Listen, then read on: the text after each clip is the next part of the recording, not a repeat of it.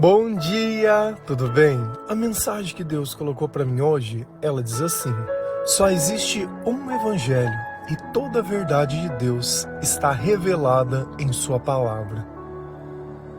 Senhor, tende misericórdia de nós.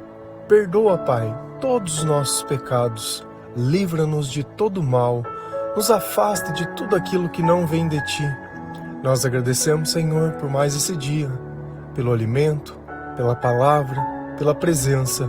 Aceita, Senhor, essa nossa oração, esse nosso louvor, pois nós Te amamos, bendizemos, adoramos. Somente Tu é o nosso Deus e em Ti confiamos.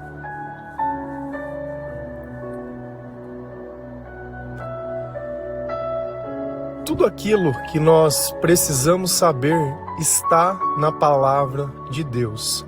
Ainda que nenhuma pessoa mais conhecesse o Evangelho, ainda que ninguém mais pudesse pregar qualquer doutrina no mundo, que não existisse mais nenhuma igreja, se uma pessoa encontrasse uma Bíblia e começasse a ler a palavra de Deus, e começasse a acreditar nas palavras que estão dentro desse livro, o Espírito Santo viria até essa pessoa e ela iria adquirir sabedoria.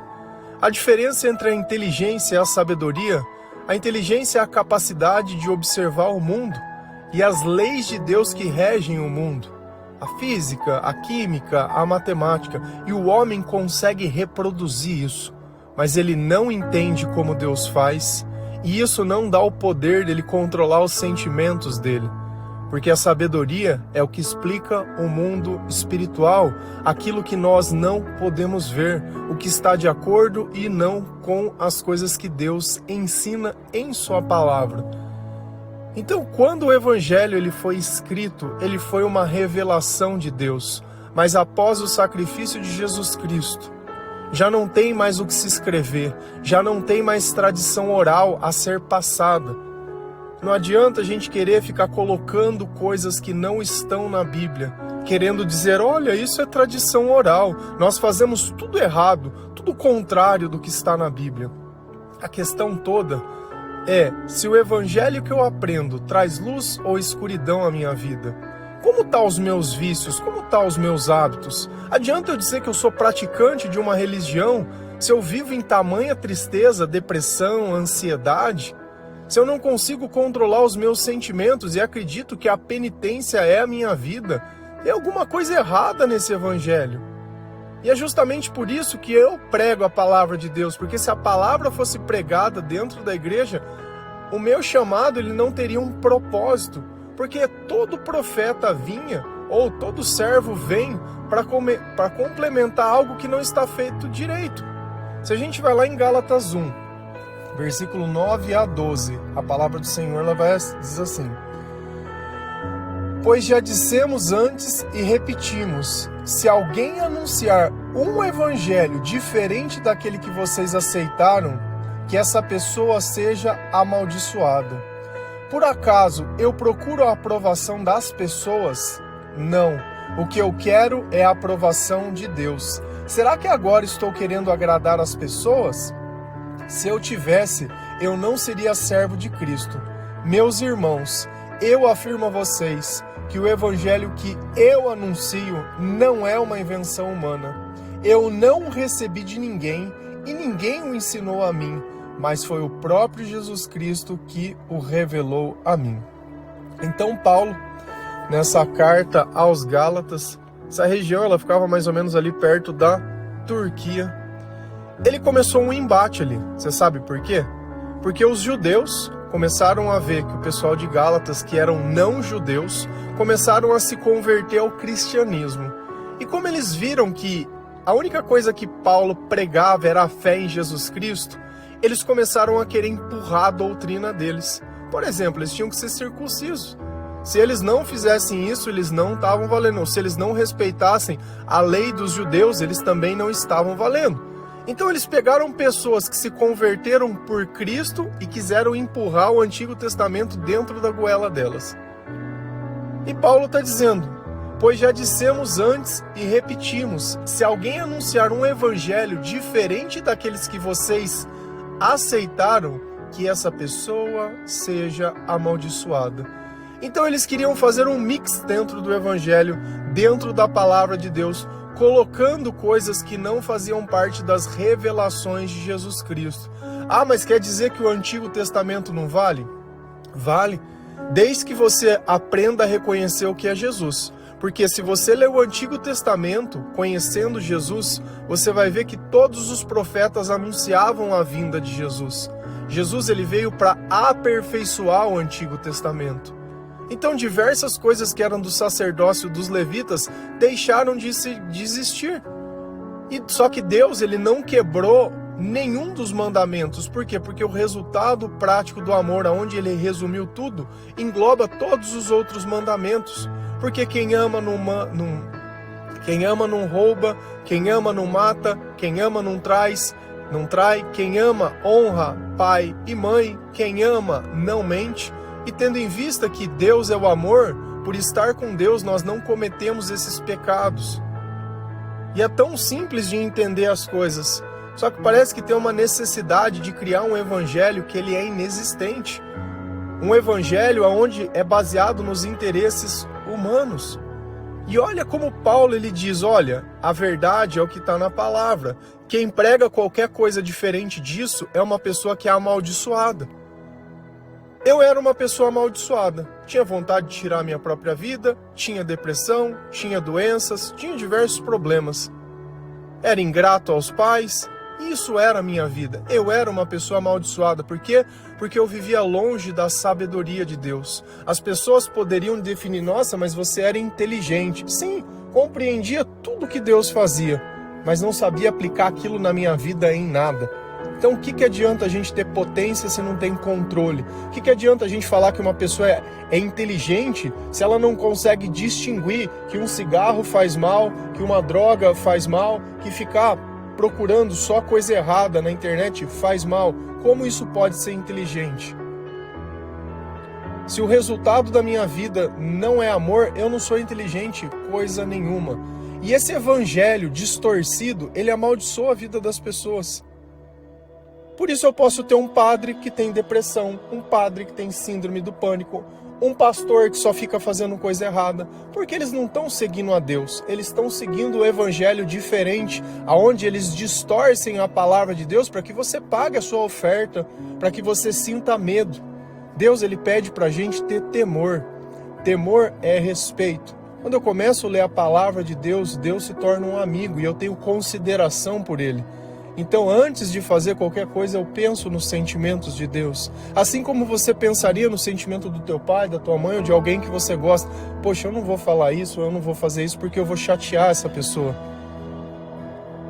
Só que às vezes nós falamos as coisas sem pensar, só querendo resolver um problema momentâneo, só querendo colocar a culpa em alguém e mais nada. Não temos a capacidade que a pessoa, às vezes, ela só está falando, ela não está fazendo juízo de valor, ela não está fazendo nada, ela só está falando, ela só está relatando fatos.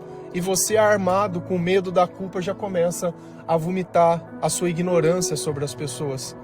Nós, enquanto servos do Senhor, a culpa não tem peso nenhum sobre nós, porque nós temos um Senhor que nos perdoa, um Senhor que nos faz arrepender quando nós fazemos alguma coisa que é errado. O que a gente não pode é viver sendo culpado como se a culpa fosse dos outros. Por acaso eu procuro a aprovação das pessoas? Se Paulo quisesse ser o líder dos líderes, os servos dos servos, ele iria lá, bateria nas costas dos judeus e dizia: vem cá, meus amigos, vamos criar um cristianismo onde não depende apenas da fé em Jesus Cristo, mas nós vamos colocar a circuncisão que vocês estão fazendo, nós vamos colocar isso e nós vamos colocar aquilo, aí vai virar uma religião maravilhosa. Essa era a intenção de Paulo? Não. Paulo queria agradar uma única pessoa, a Deus. Para mim, se eu ficasse aqui pregando só amor, pregando um David Leonardo, aquele Deus que serve para ser só os seus sonhos, nossa, ia ser maravilhoso. A única coisa que eu faço é perder seguidor. Eu ganho seguidor porque a pessoa vem, talvez porque encontrou uma pregação que tivesse alinhada à necessidade dela, mas bastou eu começar a falar da doutrina, a expor as coisas que a igreja faz errada, porque ela não conhece a palavra, expondo a verdade, pronto. já não serve mais. Isso para mim é natural e normal. O importante é, eu preguei a palavra e disse a verdade. Então eu não procurei agradar as pessoas, eu não procurei like, eu não procurei curtidas, não procurei engajamento. Eu prego para edificar as pessoas. Eu prego para que elas encontrem o pecado que está dentro delas. Eu prego para que elas tenham uma chance. Porque sem o evangelho nós não temos chance nenhuma. O maior questionamento que eu recebo das pessoas que começam a ler a Bíblia é sempre o mesmo. Por que eles não pregam a verdade dentro da igreja? Porque a verdade vai contra sobre as mentiras que eles contam. E eles precisam da mentira para ano após ano você repetir os mesmos atos e cometer os mesmos erros e acreditar nas coisas erradas. E a tua vida vai passando e o teu coração não se transforma. A sua família, ela vai sendo destruída. Tudo que você tem é destruído. A sua saúde, os seus pensamentos, os seus sonhos, as suas amizades, tudo. Tudo lhe é tirado pouquinho a pouquinho. Enquanto o evangelho que Deus dá é a vida em abundância. Aquilo que o diabo oferece é sempre a esperança de que algo vai acontecer. Você nunca está satisfeito, a graça nunca está na tua vida e nunca nada está bom. Então, por acaso, nós procuramos a aprovação das pessoas? Não. O que eu quero é a aprovação de Deus. Quando eu prego, ou quando eu anuncio a mensagem, ou quando eu converso com alguém, eu só falo o que Deus diz. Eu não me importo se a pessoa vai gostar, se ela acha que está no tempo dela ou se não está, se ela acha que merece ou não merece. Eu não estou fazendo mal a ninguém. Porque se eu estou falando sobre a palavra de Deus, eu não estou falando mal de ninguém. Se eu não estou distorcendo a palavra de Deus, se eu não estou buscando meus interesses pessoais, se eu estou gastando tempo na vida de alguém para anunciar o evangelho de Deus, e um evangelho que é único, um evangelho que ele não está atrelado à minha vida. Se eu dou uma Bíblia, eu estou dando a capacidade dela procurar o Senhor, dela seguir Jesus Cristo. Então o nosso papel aqui não é agradar as pessoas. Eu não tenho que agradar ninguém. Quem eu tenho que agradar é a Deus. Se eu te estivesse, eu não seria servo de Cristo. Se a tua intenção, onde está a tua intenção? É nas pessoas ou é em Deus? Se você se converte pelas pessoas, você vai ser amaldiçoado. Se você faz qualquer coisa, se você busca o Senhor por um interesse pessoal, você vai ser amaldiçoado. Porque o diabo vai vir dar exatamente isso que você quer, porque você colocou um preço na sua salvação. Ai, Deus não me escuta, Deus não faz o que eu quero, Deus não curou. Cara, todo mundo sabe que a gente vai partir um dia.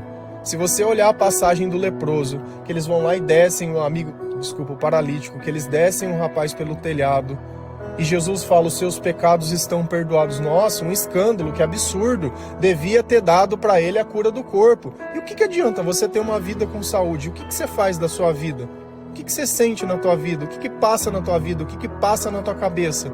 Viver uma vida observando a vida dos outros, sem um propósito, como se tivesse perdido, não faz nada para Deus, não ama ninguém, não serve a Deus, não consegue retribuir as pessoas que te ajudam, porque é uma coisa que às vezes a gente cai no equívoco. Não é porque eu ajudo financeiramente alguém que isso é ajuda. Você pode pegar um pai, ele paga a pensão do filho. Beleza, isso é amor? Vai lá no filho depois, ele vai falar, meu pai nunca me amou. Ah, mas eu sempre paguei a comida que você tem. Ele vai falar, ele nunca jogou bola comigo. Ele nunca sentou do meu lado. Ele nunca conversou. Ele nunca participou. Olha como a criança enxerga valor como presença. Você acha que Deus enxerga valor como o quê? Como dízimo que você paga ou como presença? Você acha que o mais importante é o quê? É o dinheiro? Claro, ele supre as coisas que são necessárias. Você teve a coragem de fazer, você tem que ajudar a criar. É ponto, é fato facultativo. Mas criação não é só dinheiro. Criação são outras coisas também. Então, em tudo nós temos que parar de ser simplistas, achando que o dinheiro substitui o tempo. Nós gastamos tempo para conseguir dinheiro, porém o dinheiro não traz o tempo de volta. Ele faz parte de uma coisa ainda maior. E uma coisa que a nossa dependência está além disso. Amar é querer presença. Amar é querer estar junto. Deus, o amor que Ele propõe a nós é a mesma coisa. E o nosso objetivo principal de vida não é agradar as pessoas, mas é agradar a Deus. E aqui tem outro ponto interessante também. Se você tem uma casa onde duas pessoas moram, ou você tem um relacionamento, ou você tem alguma coisa, uma começa a se converter e a outra não. Você sabe o que vai acontecer? Vai acabar tendo briga e desentendimento. Porque uma começou a buscar a eternidade, a caminhar por um sentido. Começou a entender o mundo espiritual, começou a se arrepender, começou a combater o pecado, já não aceita mais mentira, já não aceita mais fofoca, já pensa de uma forma diferente, já começa a agradecer, se satisfaz com as coisas que tem. A outra não. A outra vive ainda o eterno insatisfeito, aquele que alguma coisa vai chegar, alguma coisa vai acontecer, que tem o direito de reclamar, que tem o direito de exigir, que tem o direito de cobrar, e essas duas pessoas dentro da mesma casa não vai funcionar. Por isso as nossas relações, primeiramente, precisam começar com o Senhor, para depois nós nos relacionarmos com pessoas que se relacionam com o Senhor. Toda vez que nós começamos antes esse processo, sempre vai acabar e nunca vai dar certo. Meus irmãos, eu afirmo a vocês que o evangelho que eu anuncio não é uma invenção humana. Então, tudo que está escrito na Bíblia não é uma invenção humana, não é uma história que inventaram, não é uma coisa que contaram, são relatos, são experiências. Paulo, quando ele estava preso, dizendo, olha, eu estava preso, ele foi preso. Jesus, quando diz que foi crucificado, ele foi crucificado. Quando ele andou sobre as águas, ele andou. Tudo que está aqui são relatos. Relatos. Lembra sempre disso. Ele não partiu da invenção humana. Porque se a Bíblia fosse uma invenção, quando eu li essa Bíblia não vinha espírito nenhum. Os meus sentimentos não mudavam, aquilo que eu penso não mudava, o meu coração não se tranquilizava, eu não entendia o que era o pecado e nada. Não teria transformação. Porque tudo aquilo que eu leio eu tenho tendência a esquecer. Mas tudo aquilo que eu sinto espiritualmente eu tenho tendência a buscar. Por isso que eu consigo ler a palavra de Deus todos os dias e não me enjoar. Tudo aquilo que vem de Deus não enjoa. Se a gente olha, por exemplo, o maná que caía do céu durante os 40 anos, as pessoas comiam daquilo. Certas vezes eles reclamaram, poxa, mas não tem carne, não tem outra coisa. E Deus fez durante 30 dias vir codornas que eles comeram até sair pelo nariz, até enjoar. Se você vê ele falando também das sandálias e das roupas, que eles andaram por 40 anos e elas não se desgastaram. As coisas de Deus, elas perpetuam. Elas não causam enjoo. Você pode ouvir, fazer. Não enjoa. É sempre bom. Por quê? Porque é como se fosse um alimento espiritual. É como se fosse algo que está além da nossa compreensão humana. E aqui vem a parte mais interessante. Quando eu falo para vocês que a Bíblia é um livro que se discerne de forma espiritual, que é Jesus quem dá a sabedoria, quem nos ensina, a palavra ensina isso. Eu não recebi de ninguém e ninguém o ensinou a mim, mas foi o próprio Jesus Cristo que o revelou a mim. Então foi Jesus que revelou a Paulo todo o evangelho, porque ele não conhecia os discípulos. Naquela época não estavam escritos os livros. E como que ele pode relatar com tamanha precisão os acontecimentos, a natureza de Deus, a divindade de Deus, coisas que foram reveladas antes a ele até que os próprios discípulos, porque você vê que quem começou a escrever cartas para as igrejas foi ele. Então olha como existe uma congruência, como existe algo que une todas essas coisas. E quem revelou a Paulo? Foi o próprio Jesus. Quando você começar a ler a Bíblia na tua casa, quem que vai te ensinar? É o próprio Jesus. Só que é mediante a nossa fé. A fé vem por ouvir a palavra de Deus. Conforme você vai ouvindo, a sua fé vai aumentando, o Espírito vai colocando coisas na sua cabeça, você vai entendendo o que é o pecado e o significado da palavra. Se a gente continua lá em 2 Timóteo 3, versículo 15 a 17, a palavra do Senhor ela diz assim: E desde menino você conhece as Escrituras Sagradas, as quais podem dar a sabedoria que leva à salvação por meio da fé em Cristo Jesus. Pois toda a Escritura Sagrada é inspirada por Deus e é útil para ensinar a verdade, condenar o erro, corrigir as faltas e ensinar a maneira certa de viver. E isso para que o servo de Deus esteja completamente preparado e pronto para fazer todo tipo de boas ações. Então, nessa carta de Paulo a Timóteo, que era alguém que ele estava preparando para assumir o discipulado, uma pessoa que ia começar a servir, uma pessoa que ia começar a anunciar a mensagem de Deus. Lembra sempre que daquela época, quando ele chama de igreja, é uma comunidade.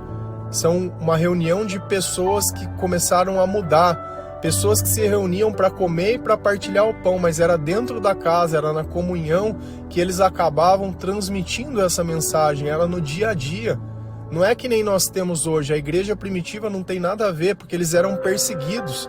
Então eles se encontravam em determinados lugares para partilhar o que Deus estava fazendo na vida deles. E é interessante que a família de Timóteo, sua avó Lloyd, eles já ensinavam, ele cresceu vendo o que era o Evangelho.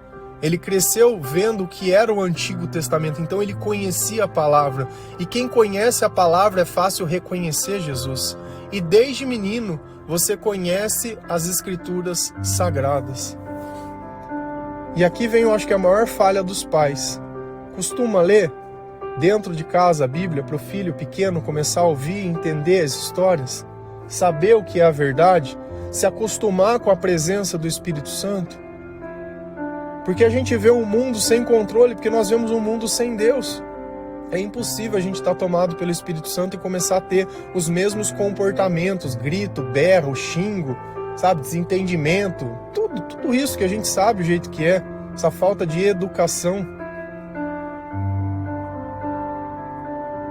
As quais lhe podem dar sabedoria. Olha a palavra novamente. Quem pode dar sabedoria? As Escrituras Sagradas. Como que você quer criar um filho e quer que o seu filho ele não se perca nas drogas, não se perca no mundo, se ele não tem sabedoria nenhuma? Se qualquer pessoa que conta qualquer coisa, qualquer pessoa que oferece alguma coisa, se tudo que ele aprende, ele tem que aprender pelo Google, você não consegue ter uma conversa difícil com aquela pessoa. Ai, tenho vergonha. Ai, eu não consigo falar. Eu não consigo fazer. Não consegue porque não tem sabedoria. Porque eu nunca vi um servo que está tomado pelo Senhor não ter sabedoria para conversar com uma criança, ou com um filho, ou com qualquer outro tipo de pessoa. Então lembra sempre. Ontem nós falamos sobre a velhice. Um pouco sobre como é estar velho. Agora você tem que entender que tem pessoas que dependem. Crianças são folhas em branco. Você pode escrever a palavra de Deus dentro dessa folha para que essa criança ela lembre, para que as lembranças dela seja isso, ou você pode levar ela numa missa, sentar ela dentro de um banco, ela vai chorar, vai gritar e vai berrar, depois você coloca ela num catequese e ela não vai entender nada. Porque você está levando ela dentro de uma coisa que nem dentro de casa essas coisas acontecem. A semelhança entre a tua casa e a igreja, de repente, é só o crucifixo, a imagem e o santo, e não tem mais nada. Aquilo que é pregado em cima do altar não é vivido dentro da tua casa. E aí? O que adianta? O que será que era mais importante? Eu ter a imagem ou eu ter o comportamento de Cristo dentro de casa? Você percebe como a gente cria um evangelho tão vazio e tão raso e tão sem sentido que ele não salva ninguém, ele não faz nada para ninguém. E essa sabedoria leva o quê? A salvação. Quem é a salvação? Jesus Cristo. Então a sabedoria me leva ao Senhor, me leva, e olha que interessante como é, por meio da fé em Cristo Jesus. Então eu leio a palavra de Deus, aumento a minha sabedoria e a minha fé me leva à salvação por meio de Cristo, porque eu creio que o sacrifício de Cristo me salvou, que o evangelho de Cristo me purificou, que eu me arrependi dos meus pecados. Se a gente não começar a colocar essa ordem, essa sequência nas coisas, não tem jeito. Você está aí pensando que se conquistar o mundo inteiro, a tua vida vai mudar. Se você trocar de mulher, a tua vida vai mudar. Se você mudar de trabalho, a tua vida vai mudar. Se você arrumar um relacionamento, a tua vida vai mudar. Se você tiver um filho, se você fizer uma faculdade, se você fizer isso, se você... É sempre isso. É você se matricular na academia, comprar o suplemento, comprar a roupa e nem uma vez treinar. O que adiantou? E a gente sempre começa as coisas do jeito errado.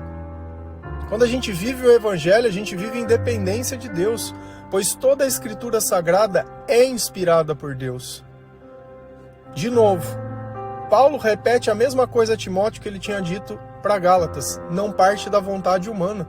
Tudo que está na Bíblia é algo espiritual, é a palavra que é do Senhor. Por isso que eu posso pegar lá atrás, quando eu comecei a crer em Jesus Cristo, e sendo uma pessoa que escrevia poesias, escrever o que está na palavra de Deus. Porque quem me inspirava lá atrás era Jesus. Mesmo eu não conhecendo a palavra, era o mesmo Espírito que conversava comigo. E as mesmas coisas que Jesus disse a Paulo, ele disse a mim e vai dizer a você. E essa é a vida cheia do Espírito Santo. Então, para que serve a palavra de Deus? Primeira coisa, para ensinar a verdade. Se você não conhece a palavra, você não conhece a verdade. E Jesus é a verdade, Jesus é o caminho e Jesus é a vida. E ninguém pode falar que chegou a Deus sem Jesus. Não existe um céu sem Jesus, não existe um evangelho sem Jesus. Condenar o erro. A Bíblia serve para quê? Para mostrar o meu pecado. Se você não se sente pecador, se você sente que você não tem erros, se você sente que o mundo é injusto, você é certo. Você é certo. Cada vez que você fala isso, você só fala assim, ó: eu não conheço a palavra de Deus e a verdade não está em mim, porque é a palavra que ensina que todos pecaram, que os nossos atos de justiça são como trapos sujos. Então, ela serve, e eu preciso ler a palavra de Deus para entender essas coisas, para mim conhecer a verdade. Conhecendo a verdade, eu entendo o tamanho do meu pecado e o tamanho do meu erro e o tamanho da escuridão que eu vivia. Corrigir as faltas. Eu vou recalculando. Bom, era assim que eu vivia, Jesus me ensinou a fazer assim. Antes eu não perdoava, agora eu perdoo. Antes eu não amava, agora eu amo. Antes eu só buscava os meus interesses, agora eu busco os interesses de Deus. Antes eu era um ingrato, agora eu sei agradecer. Então, olha como às vezes a gente está querendo essas virtudes nas pessoas, que elas reconheçam o que nós fazemos, só que são pessoas sem Deus. Quando você falar para ela que você fez, ela vai achar que você está jogando as coisas na cara dela, ou que ela precisa dizer que ela fez alguma coisa por você. Ela não está entendendo que você só está fazendo um relato. E o evangelho são relatos, são fatos. Ninguém está aqui para jogar, para dizer eu sou melhor por isso, eu sou pior por aquilo. Não faz parte. Nada disso faz parte do que Deus ensina. O que Deus ensina é algo completamente diferente. Então nós aprendemos a verdade, o que é o pecado, a corrigir o pecado, a tirar isso da nossa vida e ensina a maneira certa de viver. Você acha que uma pessoa que não conhece a palavra de Deus vai ter uma maneira certa de viver? Você acha que ela não vai mentir, não vai enganar, não vai trair, que ela não vai distorcer, que ela não vai ser ingrata? A inocência começa quando eu acho que as pessoas sem Deus podem ter as virtudes de Deus sem conhecer a palavra. Você acha que todos os dias eu falo, leia a palavra de Deus à toa? Você acha que eu faço um devocional 100% baseado na palavra de Deus à toa? Porque é a palavra que vai trazer esses frutos para a tua vida, que vai trazer luz para o teu olhar, que vai trazer paz para o teu coração, que vai trazer mudança. Sem isso não existe mudança, você pode morrer. Eu, graças a Deus, louvado seja o Senhor. Obrigado, Pai. Obrigado por me resgatar da escuridão. O presente mais importante que eu ganhei da minha vida foi uma Bíblia. Foi uma Bíblia. Porque a igreja, por diversas vezes, no meio do caminho, e a igreja ela é formada por pessoas. Pessoas que não conhecem a palavra de Deus, na grande maioria, 99% não conhece. E aquele que conhece prega mentira. Prega os interesses da igreja porque precisa pagar aluguel, precisa pagar o prédio, precisa fazer as coisas. Ele não se importa com as pessoas. Precisa só ter aparência. A ilusão é o quê? A aparência de que algo acontece, mas no final a intenção está totalmente errada e distorcida. Graças a Deus eu não preciso subir num altar. Eu posso entrar dentro do meu quarto e orar pelas pessoas. Eu posso pegar dentro de um lugar qualquer e pregar a palavra de Deus e ver a transformação na vida das pessoas. Porque é a palavra. E é isso para que o servo de Deus esteja completamente preparado. Então eu preciso passar por o evangelho para que eu esteja preparado e pronto para quê?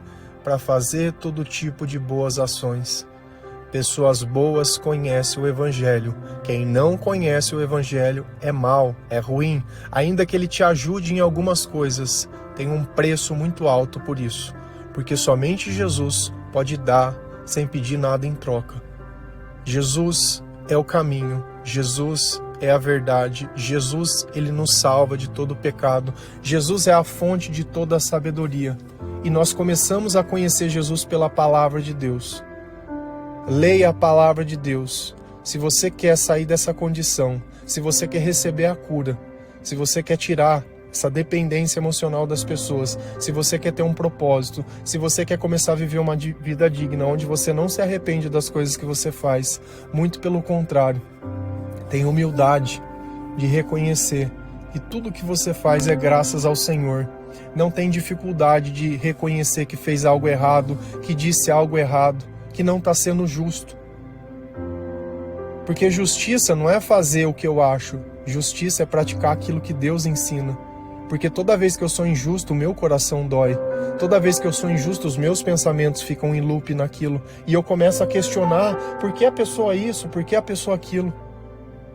Quando Deus está falando de mim mesmo, e eu estou tentando jogar a culpa em alguém.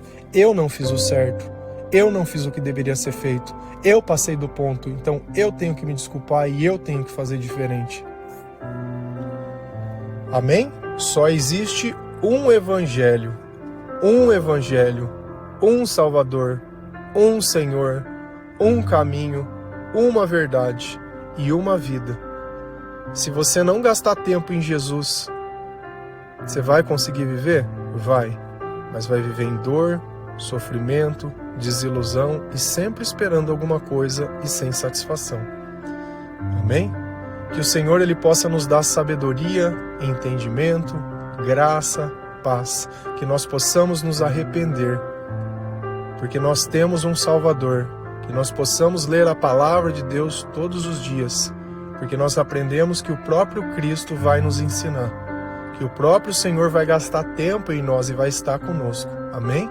Que Deus abençoe cada um de vocês. Feliz a nação cujo Deus é o Senhor. Um bom dia.